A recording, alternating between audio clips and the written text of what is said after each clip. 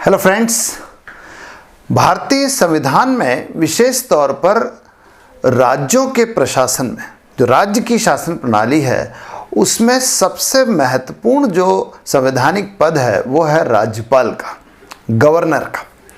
तो गवर्नर जो है वो एक ऐसा पद है जो वैसे तो कई बार औपचारिक ही दिखाई देता है, वो उसको राज्य का औपचारिक प्रधान कहा भी गया है, लेकिन वो कई बार बड़ी महत्वपूर्ण और बड़ी प्रभावी, बड़ी निर्णायक भूमिका निभाता है। He plays sometimes very decisive role, very important role. उसके निर्णय जो है वो सारी चीज़ों को बदल देते हैं, सब चीज़ों को पूरी तरह से गंभीरता से प्रभावित करते हैं कई बार। तो आज हमारी जो चर्चा का विषय है वो यही राज्यपाल है, गवर्नर है, और हम आज पढ़ेंगे राज्यपाल और गवर्नर से संबंधित अलग अलग पक्ष। और आप देख रहे हैं शिखर ICS channel for educational videos and I am your friend Sunil Singh. तो लेट अस सी इन ए स्टेट। तो आज हम गवर्नर से संबंधित उसका परिचय देखेंगे, इंट्रोडक्शन देखेंगे, उसके पद से संबंधित कुछ मोटी मोटी चीज़ें देखेंगे, फिर हम उसके पावर्स देखेंगे, गवर्नर्स के अलग अलग पावर्स, खासतौर पे विधायी शक्ति, लेजिस्लेटिव पावर्स, कार्यपालिका शक्तियाँ, एग्जीक्यूटिव पावर्स, क्षमादान की शक्तियाँ, power to pardon, clemency powers, विश्वविद्यालयीन शक्तियाँ, कुछ यूनिवर्सिटीज से संबंधित पावर्स होते हैं, ट्राइब से संबंधित ट्राइबल पावर्स है उसके, कुछ जनजातियों से संबंधित शक्तियाँ हैं, कुछ केंद्र के प्रतिनिधि के रूप में शक्ति है। He is considered to be a representative of the central government in the state, तो उससे संबंधित कुछ पावर्स है। और फिर कुछ उसकी स्वविवेकीय शक्तियां हैं, कुछ discretionary powers of the governor है। तो आज हम ये चीज़ें देखने वाले हैं। तो हम परिचय से स्टार्ट करते हैं। देखिए, राज्यपाल जो है वो राज्य का कार्यपालिका का प्रमुख होता है। He is the head of the executive of the state, और वो राज्य का पहला नागरिक भी होता है।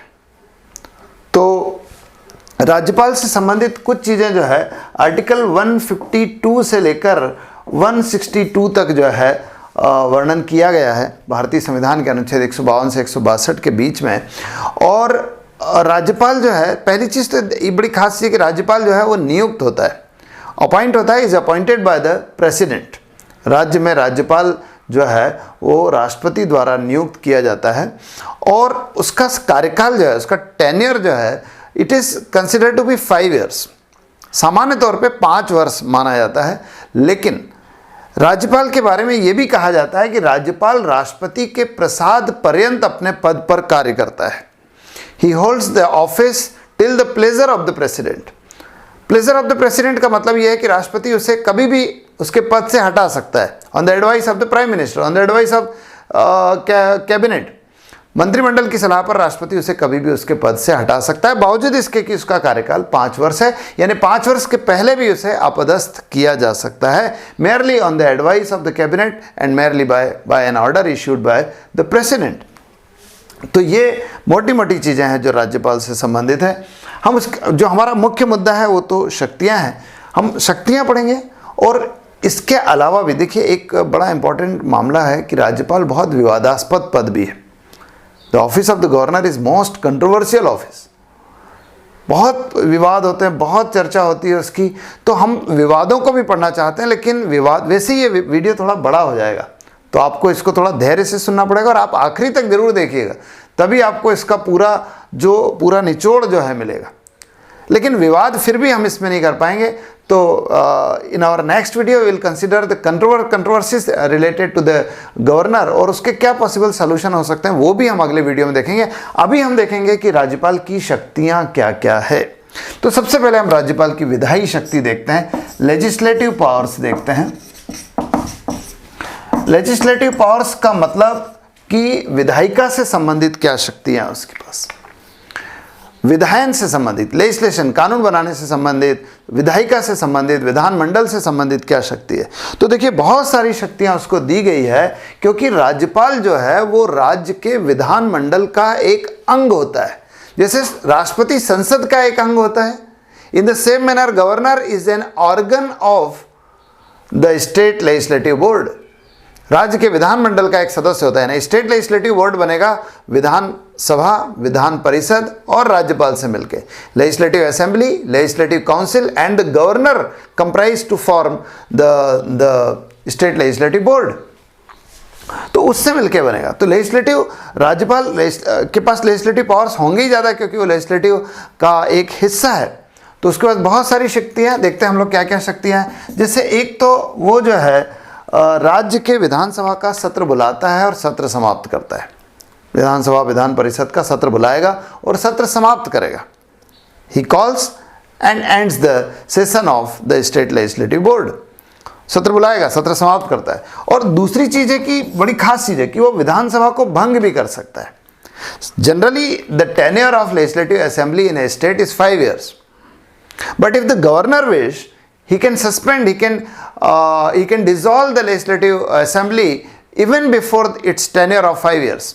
5 साल की अवधि के पहले भी उस विधानसभा को भंग कर सकता है राज्यपाल। तो ये राज्यपाल की एक शक्ति है। एक और चीज़ देखिए कि राज्यपाल जो है उसके पास एक शक्ति यह है कि वो अभिभाषण दे सकता है। He can address the legislative board। विधानमंडल, देखिए विधानमंडल जब मैं कह रहा हूँ तो उसको ठीक से समझ लीजिए। विधानमंडल यानी उसमें विधानसभा भी है, विधान परिषद भी है और राज्यपाल भी है। तो लेजिस्लेटिव बोर्ड की जो मीटिंग है, विधानसभा विधान परिषद की जो बैठक है, उनको अलग अलग या ज्वाइंटली राज्यपाल एड्रेस कर सकता है। उसको राज्यपाल का अभिभाषण कहा जाता है। और राज्यपाल का अभिभाषण बड़ा इंटरेस्टिंग है, क्योंकि राज्यपाल जब भी भाषण देता है तो उसमें राज्य सरकार की आगामी नीतियों और कार्यक्रमों का वर्णन होता है।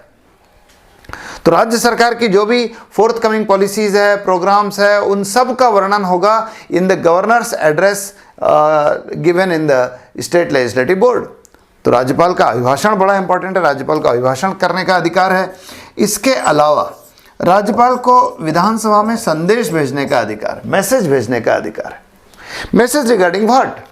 देखिए मैसेज ऐसा है कि यदि राज्यपाल को लगता है कि विधानमंडल या विधानसभा या विधान परिषद किसी विधेयक पर ठीक से एक्शन नहीं ले रहा है, कोई विधेयक संसद विधायिका में प्रस्तुत किया गया एंड द लेजिस्लेटिव बोर्ड और the legislative assembly is not taking any action on such bill, तो राज्यपाल उस बिल के संबंध में कोई संदेश भेज सकता है और इस निर्देश के साथ संदेश भेज सकता है कि उस सदन के सभापति को ये बताना होगा कि what is the action being taken on such bill. उस विधेयक पर क्या एक्शन आप ले रहे हैं ये बताना होगा आपको।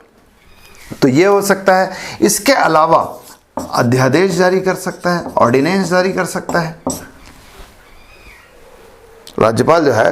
अब ऑर्डिनेंस क्या है इसके बारे में हमारा एक वीडियो है, वो मिल जाएगा आपको, आप देख लीजिएगा उसे। तो लेकिन फिर भी मोटे मोटे तौर पे बताऊं कि राज्यपाल जब विधानसभा सत्र में नहीं होती है और राज्यपाल को लगता है कि तत्काल कानून बनाना आवश्यक है, इमीडिएट लेजिस्लेशन इज रिक्वायर्ड, तो राज्यपाल जो है एक आदेश जारी करके कोई कानून बना सकता है। हालांकि वो कानून टेम्पररी होता है, अस्थायी तौर पर बनाया जाता है। तो ऐसा अध्यादेश जारी करने का अधिकार है अनुच्छेद 213 के अनुसार राज्यपाल को। इसके अलावा राज्यपाल जो है वो उसके पास एक अधिकार यह है कि वो कुछ लोगों को मनोनीत करता है विधानमंडल में कुछ सदस्यों को मनोनीत करता है।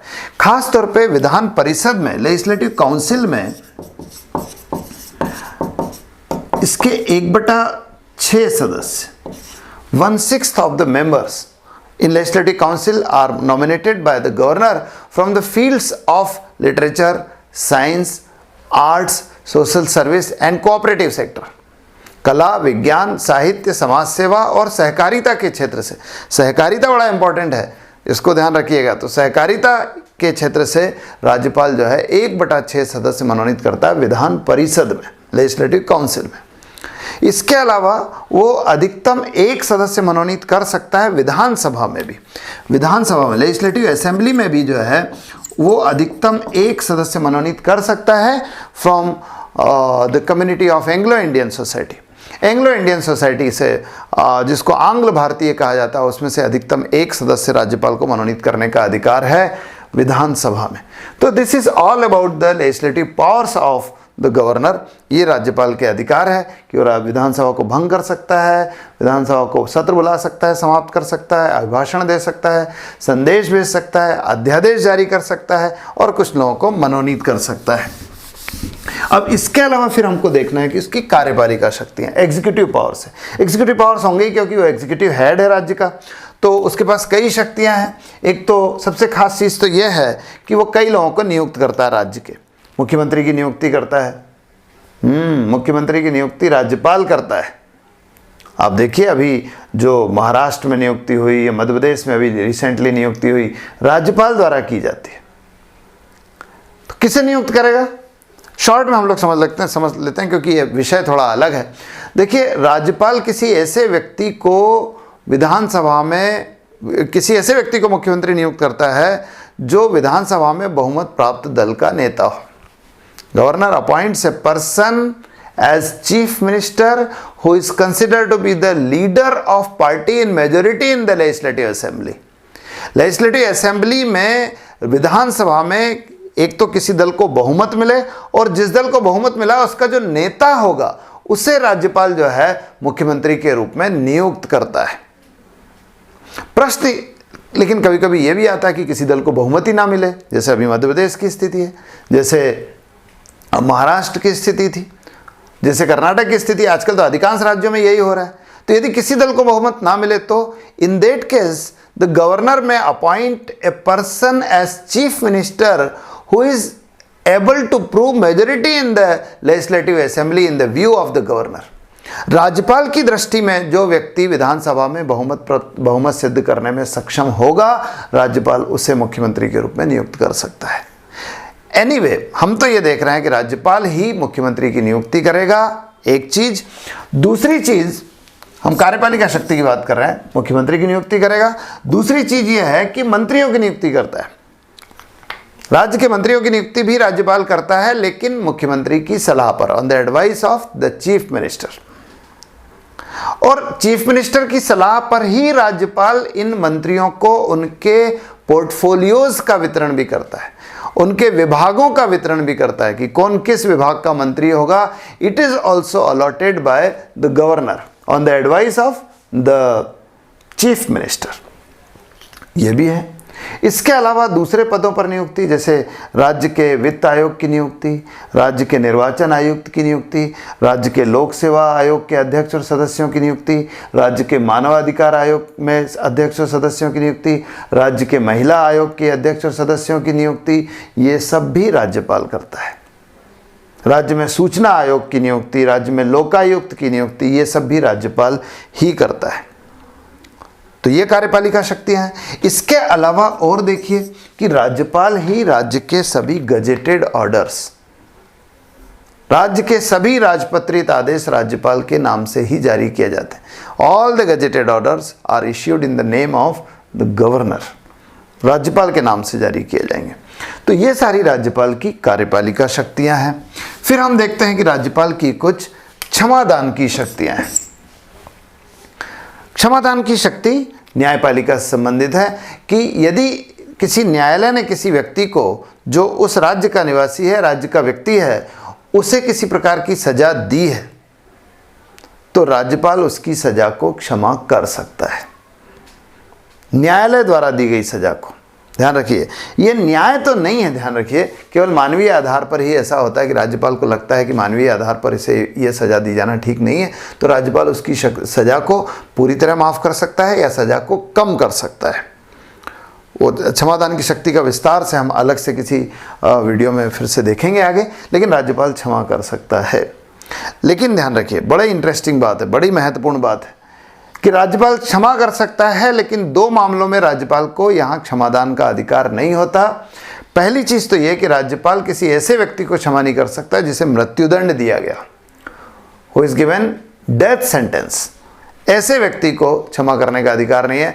दूसरा, he can not provide pardon to a person who is punished by the court martial.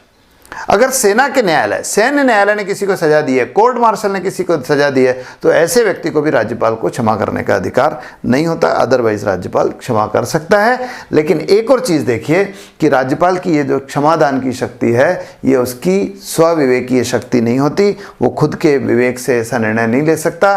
He will have to act according to the advice of the cabinet and the report submitted by the ministry of home affairs in the state, राज्य के गृह मंत्रालय की report और राज्य के मंत्रिमंडल की सलाह के अनुसार यह निर्णय राज्यपाल लेता है। राज्यपाल स्वयं अकेले निर्णय क्षमादान से संबंधित नहीं लेता। तो ये क्षमादान की शक्ति है। फिर विश्वविद्यालय से संबंधित शक्ति है। विश्वविद्यालय से संबंधित शक्ति यूं है कि राज्यपाल जो है वो राज्य के द्वारा स्थापित सभी विश्वविद्यालयों का पदेन कुलाधिपति होता है। He is the ex officio chancellor of all the universities established bye the state government. राज्य सरकार जितनी भी विश्वविद्यालय बनाएगा उनका वो अपने आप ही कुलाधिपति होता है।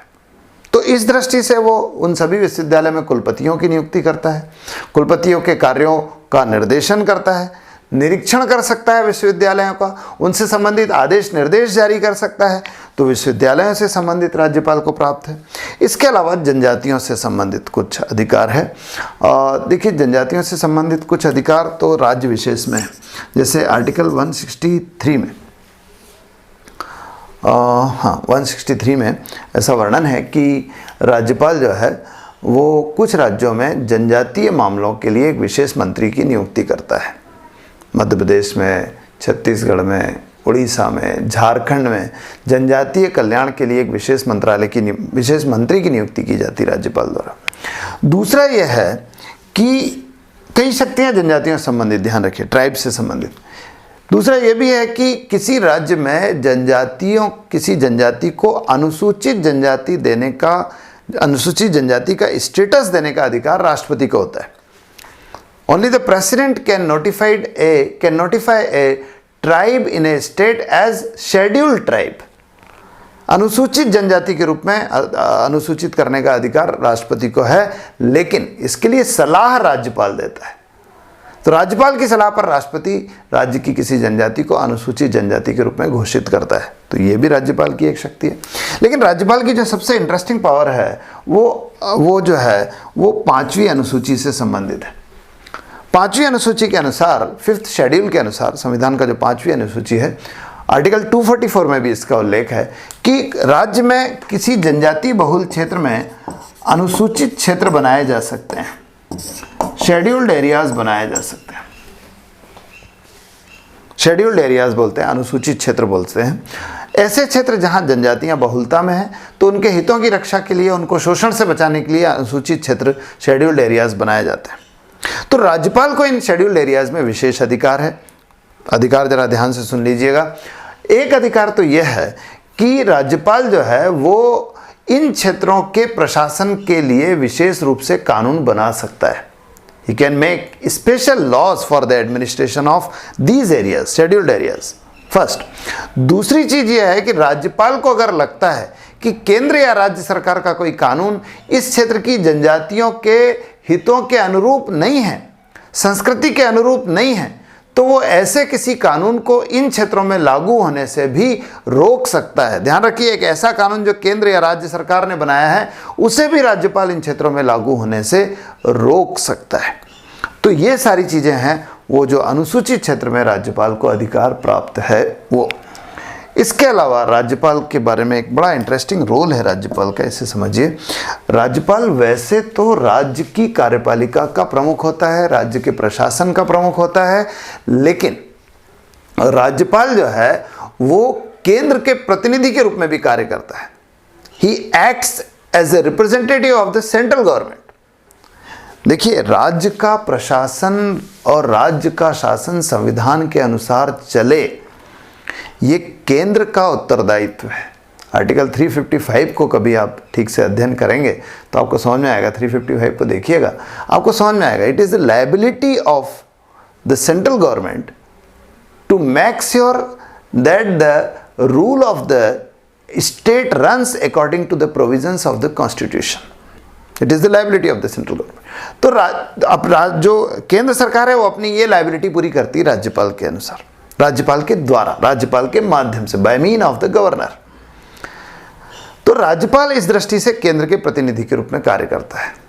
क्या कार्य करता है ये देखते हैं। देखिए, एक चीज तो यह है कि राज्यपाल राज्य के प्रशासन के संबंध में नियमित रूप से एक रिपोर्ट केंद्र सरकार को भेजता है। He serves a regular report to the central government regarding the administration of the state. राज्य के प्रशासन में लगातार, जनरली हर महीने, और विशेष रूप से अगर चाहिए तो बीच में भी रिपोर्ट देता है। दूसरी चीज, अगर उसको लगता है कि राज्य का प्रशासन संविधान के अनुसार नहीं चल रहा है, the state administration is not running according to the provisions of the constitution और it is not consistent with the provisions of the constitution, तब राज्यपाल राज्य में राष्ट्रपति शासन लागू करने की सिफारिश कर सकता है। राज्यपाल, the governor, may recommend for president's rule in the state if he finds that the administration of the state is not running according to the constitutional system। तो ये राज्यपाल की शक्तियां हैं केंद्र के प्रतिनिधि के रूप में। एक और चीज बड़ा इंटरेस्टिंग इसमें मामला है, उसको आप देखिए, आर्टिकल 200 संबंधित है इससे। आर्टिकल 200 अनुच्छेद 200। आर्टिकल 200 ये कहता है कि यदि राज्यपाल को ऐसा लगता है कि राज्य विधानसभा द्वारा पारित कोई विधेयक केंद्र सरकार के हितों के अनुरूप नहीं है, a bill passed by the state legislative assembly is not according to the interests of the central government, तो वो ऐसे विधेयक को हस्ताक्षर करने की बजाय, पुनर्विचार के लिए लौटाने की बजाय, he can reserve such bill for the consent of the president. वो ऐसे किसी विधेयक को राष्ट्रपति की अनुमति के लिए भेज सकता है, और वो विधेयक कानून फिर तभी बनेगा जब राष्ट्रपति उसको अनुमोदित कर देगा, राष्ट्रपति उस पर अपनी सहमति दे देगा। तो ये आर्टिकल 200 है, इसको समझ लेना। फिर से बता रहा हूं, यदि राज्य विधानसभा द्वारा पारित कोई विधेयक केंद्र के हितों के अनुरूप नहीं है, ऐसा राज्यपाल को लगता है, तो राज्यपाल ऐसे किसी विधेयक को राष्ट्रपति की अनुमति के लिए भेज सकता है। फिर कुछ स्वविवेकीय शक्तियां हैं, ये बड़ा अलग ही मामला है। स्वविवेकीय शक्तियां, इसको जरा आप अलग से हम लोग देखते हैं। डिस्क्रिशनरी पावर्स कहते हैं, डिस्क्रिशनरी पावर्स, स्वविवेकीय शक्तियां हैं।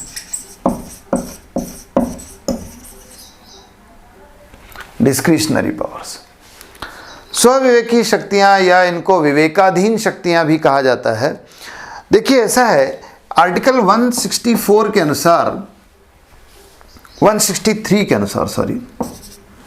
आर्टिकल 163 के अनुसार राज्यपाल जो है वो राज्य के मंत्रिपरिषद की सलाह के अनुसार कार्य करता है। सामान्य तौर पर generally the governor acts according to the advices given by the state council of ministers.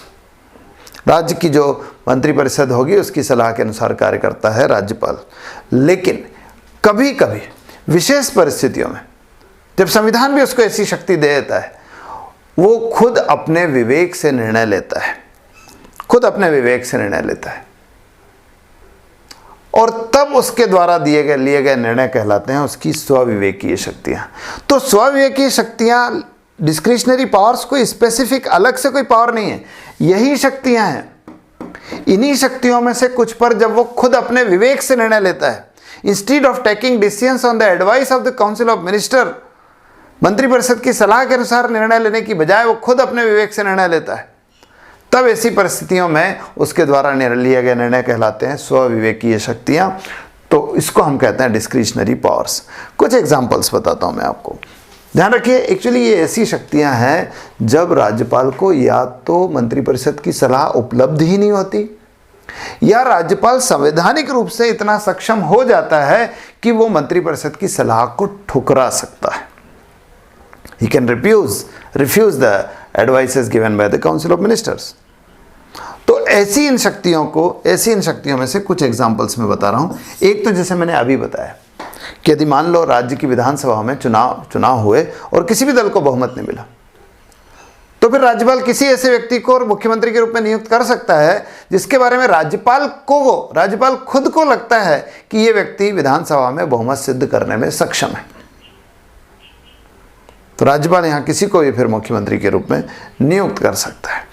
आप और भी देख सकते हैं, जैसे राज्य की विधानसभा ने कोई विधेयक पारित किया तो राज्यपाल या तो उसको साइन कर देगा, दूसरा एक उसके पास विकल्प भी है कि वो राज्य विधानसभा द्वारा पारित किसी विधेयक को पुनर्विचार के लिए लौटा सकता है। He can send back A bill pass bye the state legislative assembly for its reconsideration, कि भैया आप इस पर फिर से विचार करो, मुझे ये ठीक नहीं लग रहा है। तो ये जो निर्णय लेता है राज्यपाल अपने विवेक से निर्णय लेता है। या फिर आप देखिए किसी विधेयक को, जब अभी जैसे हमने पढ़ा आर्टिकल 200 के अनुसार राज्यपाल विधानसभा द्वारा पारित किसी विधेयक को राष्ट्रपति की अनुमति के लिए भेज सकता है। तो ये जो राष्ट्रपति की अनुमति के लिए भेजता है ये भी अपने विवेक से निर्णय लेता है। यहाँ भी मुख्यमंत्री से, मंत्री से कोई सलाह नहीं लेगा, मंत्रिपरिषद से। और देखिए आप, जैसे मान लीजिए कोई मुख्यमंत्री है, कोई मंत्रिपरिषद है, उसने विधानसभा अपना बहुमत खो दिया, he has lost his majority in Vidhan Sabha. तो इसका मतलब अब वो जाएगा। अब उसको लगता है कि मैं तो जा ही रहा हूँ, मैं विधानसभा को ही भंग करा दूँ, मैं भी नहीं बनूँ, हम तो डूबेंगे सनम, सभी को ले डूबेंगे, तुमको भी ले डूबेंगे। तो मुख्यमंत्री ऐसा सोच सकता है कि भाई हमारी सरकार तो जा रही है, हम विधानसभा ही भंग करा दें, किसी की भी सरकार नहीं बनने थे। तो उस स्थिति में मंत्रिपरिषद जो है राज्यपाल को विधानसभा भंग करने की सिफारिश कर सकता है, लेकिन राज्यपाल को यह अधिकार है कि वो विधानसभा भंग करने की किसी ऐसे मंत्रिपरिषद की सलाह को ठुकरा सकता है which is already lost its majority in the Vidhan Sabha, जिसने विधानसभा अपने बहुमत खो दिया हो। ऐसे मंत्रिपरिषद की विधानसभा भंग करने की सिफारिश को राज्यपाल ठुकरा सकता है, और ये भी उसकी क्या है, विवेकाधीन शक्ति है। ऐसी कई विवेकाधीन शक्तियां राज्यपाल की होती है फ्रेंड्स, और ये भी कहा जाता है कि राज्यपाल की जो विवेकाधीन शक्ति है वो राष्ट्रपति की तुलना में भी ज़्यादा होती है। जैसे वो राज्य में राष्ट्रपति शासन लागू करने की सिफारिश कर सकता है। वो मैंने बताया था कि जनजातीय मामलों से संबंधित जो शक्तियां हैं वो उसकी स्वविवेकीय शक्तियां हैं। तो ये सभी जो है राज्यपाल की स्वविवेकीय शक्तियां हैं। तो आज हमने राज्यपाल और उसकी शक्तियों की चर्चा की। उम्मीद करते हैं कि आपको ये वीडियो अच्छा लगा होगा। आगे भी हम, अभी इसका एक पोर्शन बाकी है जो बिल्कुल नेक्स्ट वीडियो में हम प्रस्तुत करेंगे, वो है राज्यपाल से संबंधित विवाद और उनका हल, उनका सॉल्यूशन। तो हम अगले वीडियो में जो है इसको प्रस्तुत करेंगे। आप इसको कनेक्टेड रखिए, देखते रहिएगा। और ये वीडियो अगर आपको अच्छा लगा है तो आप इसे लाइक कीजिए, अपने फ्रेंड्स के साथ शेयर कीजिए, और अगर इसमें और कोई चीज़ें हैं तो आप इस पर कमेंट भी कर सकते हैं। आप कोई और चीज़ देखना चाहते हैं, सुनना चाहते हैं, तो उसके बारे में भी हमको बता सकते हैं, ताकि हम अपने प्रोग्राम में तब्दीली कर सकते हैं। अपनी तरफ से तो हम बना ही रहे हैं प्रोग्राम की किस तरह से कौन कौन से कार्यक्रम आपके लिए लेके आने हैं। और अगर आपने ये वीडियो अपने ये चैनल सब्सक्राइब नहीं किया है तो सब्सक्राइब जरूर कीजिए, ताकि नियमित रूप से आपको ये वीडियोस जो है मिलते रहें, और बेल आइकॉन दबाइए ताकि इसकी नोटिफिकेशन आपको मिलती रहे। तो आज के लिए इतना ही। Thank you very much. Have a good day.